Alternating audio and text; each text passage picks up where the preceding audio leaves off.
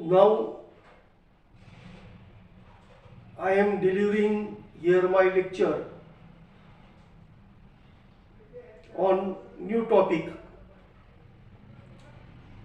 that is disposition of property by testamentary succession, that is disposition of property by making a will.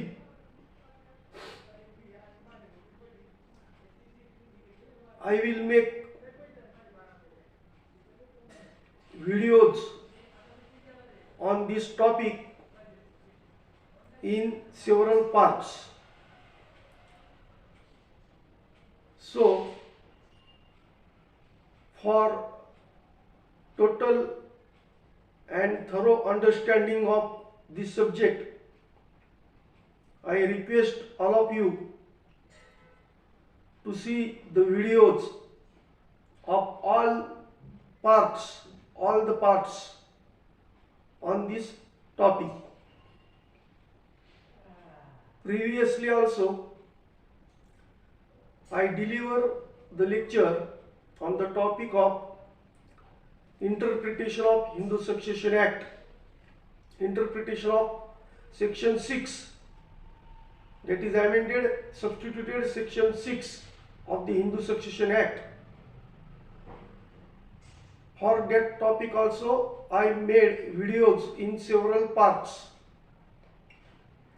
So for understanding that particular topic, you need to watch all these videos. So to start with this present topic relating to wills, that is disposition of property by testamentary succession. Property cannot remain ownerless even for a moment. That means property is to be owned for every moment by some person. It cannot remain ownerless. Therefore, after the death of that said person who is the owner of property, that property should vest in some other person immediately. So after the death of previous owner of the property, it should vest in some other person immediately. And who should be that other person in whom that property is to vest? It is the matter of law of succession. So law of succession determines the person on whom the property will vest after the death of its previous owner. As per the law of succession, a succession is usually divided into two categories. First is testamentary succession and another is intestate succession. I will explain both these kinds accordingly.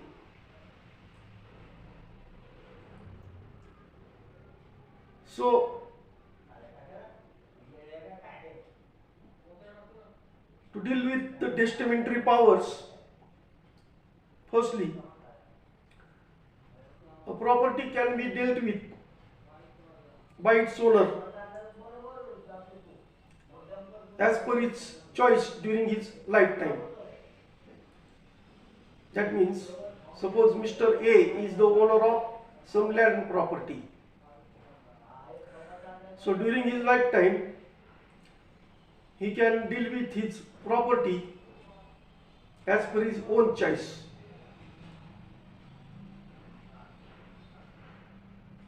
The law of testamentary succession enables him to exercise his freedom even after his death. So the manner in which a owner of property can deal with his property during his lifetime.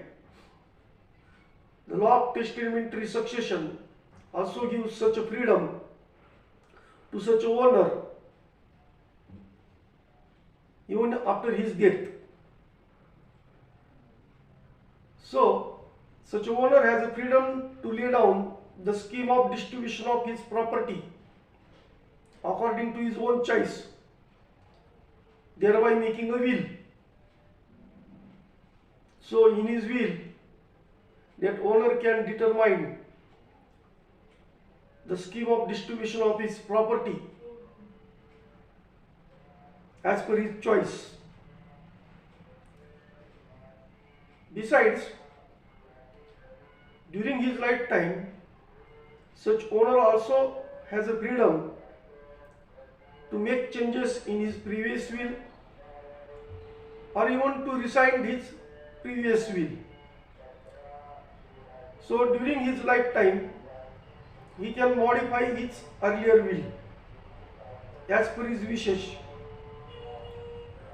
So he has a freedom to modify or even rescind his will before his death.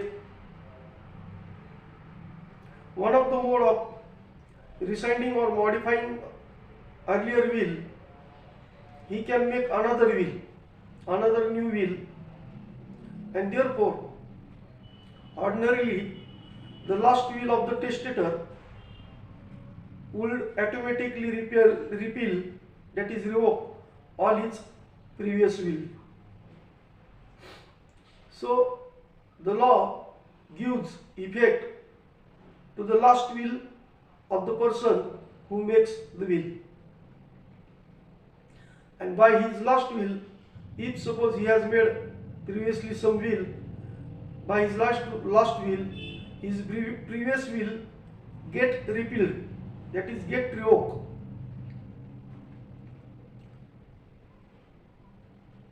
This law of testamentary succession grants the owner full freedom to give his property after his death to any person of his choice.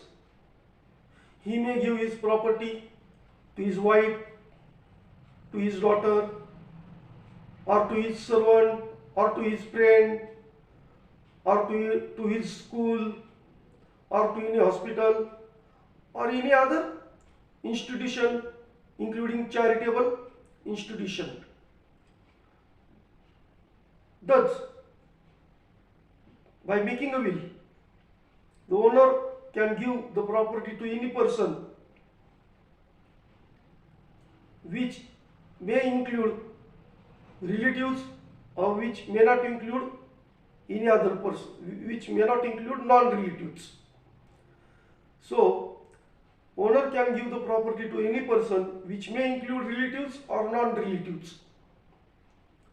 It may even include any institution, charitable institution. So, he can do so under the law of testamentary succession. That is, he can make a will, and by will, under the will, he can lay down a scheme of distribution of his property, and which will take effect after his death.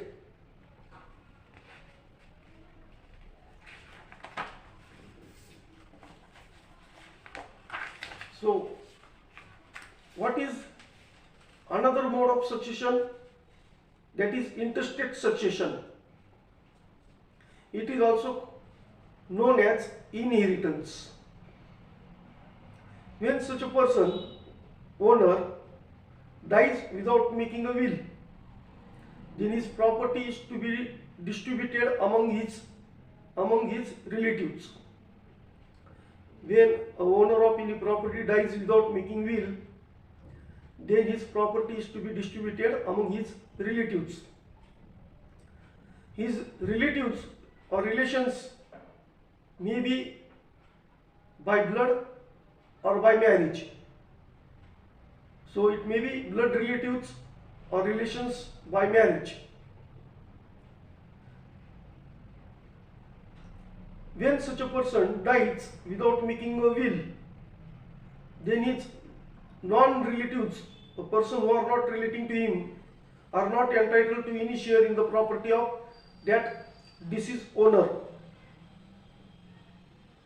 And amongst the relatives who are entitled to succeed to the property,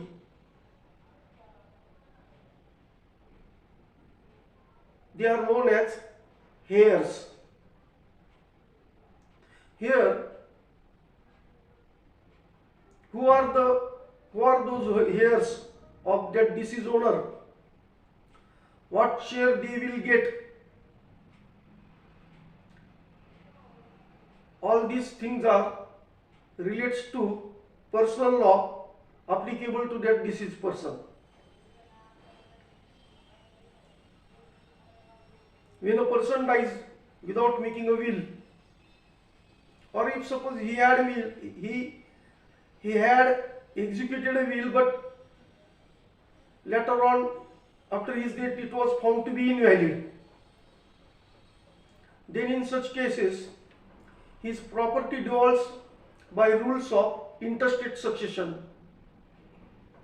Intestate succession. The law of intestate succession is properly called as law of inheritance. The law of intestate succession is concerned with the question of determining as to amongst the relations of deceased who are his heirs. So, the law of intestate succession determines who are the heirs of that deceased owner, because he may be having many relations, many relatives. So among those relatives, who are his heirs, who are his preferential heirs, which relatives will take his property as a heir, what will be the share of each heir, in what manner and what proportion the property of deceased will be distributed amongst all these heirs. All these things are determined by the law of intestate succession. Now, law of testamentary succession. In India, every community has its own personal law. The Hindus, the Muslims, the Christian, the Parsis, and the Jews are each governed by their own separate personal laws in all their personal matters, such as marriage, divorce, and succession. So, on this aspect of marriage, divorce, and succession of property, personal laws are applicable. If the concerned person is the Hindu personal law will be applicable. If the concerned person is a Muslim, then Muslim personal law will be applicable. Similarly, if the person is Christian or Parsis, then their personal laws will be applicable in the matter of marriage, divorce, and succession of property. For the purpose of law, a Hindu also includes a Sikh, a Buddhist, and a Jain, because the Hindu personal law is applicable to all of them, that is Hindu, Sikh, Buddhist, and Jain.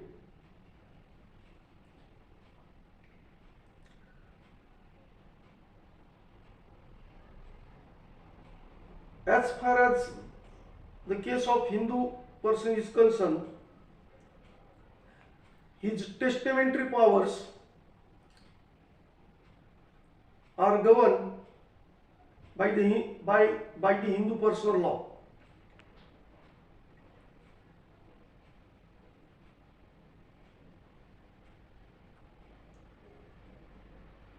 For the purpose of discussing this topic of law of testamentary succession, that is law relating to wills, in India we have to consider the provisions of one statute called as Indian Succession Act 1925. So, as far as the testamentary powers is concerned regarding the Hindu, it is determined by the Hindu personal law. And this Indian Succession Act of 1925, it does not deal with the substantive law, substantive personal law. For example, it does not determine what property can be disposed of by a Hindu through his will. It is determined by the Hindu personal law, that is substantive law. Therefore, this Indian Succession Act of 1925, it primarily deals with the formalities, legal formalities related to the execution of will, relating to revocation of will, relating to interpretation of wills. This Indian Succession Act 1925 also deals with the grant of probate, and it also lays down the powers and duties of the executors of the will or the administrators of the will.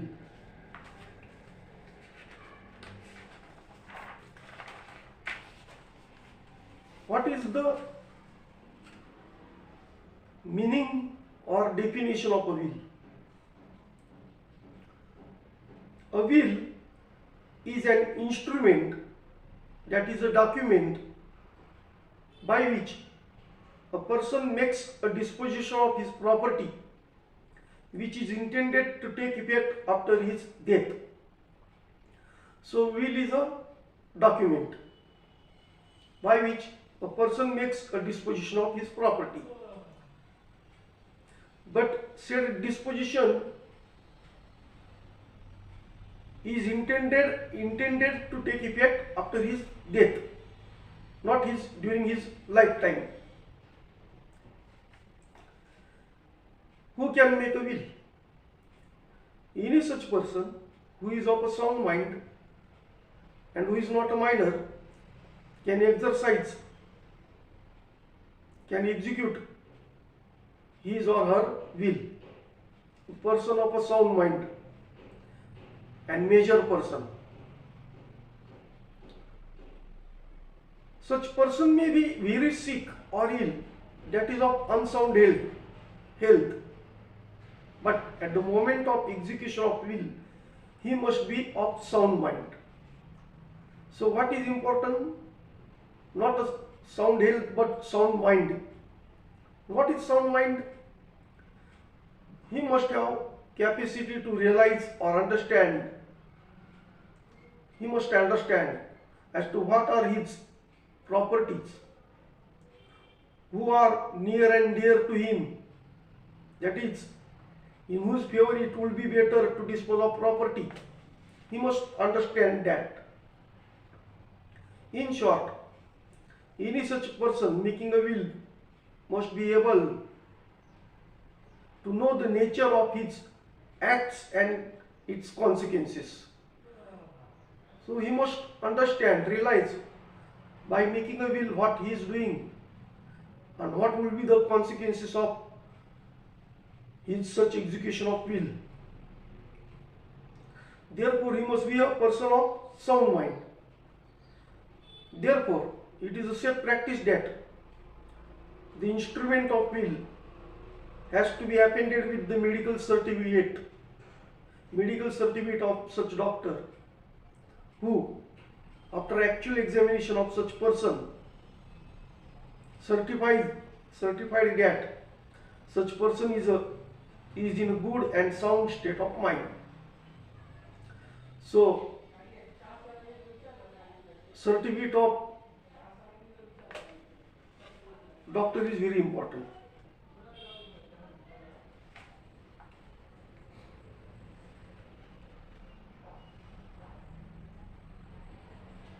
The outstanding feature of a will which distinguishes it from other instruments like a gift deed is that it is an essentially revocable instrument, that is document. The ultimate effect of disposition of property by will and by making a gift deed, ultimate effect is the same, but there is a difference between a will and a gift deed. A will is revocable. A will is revocable at any time during its lifetime by the testator.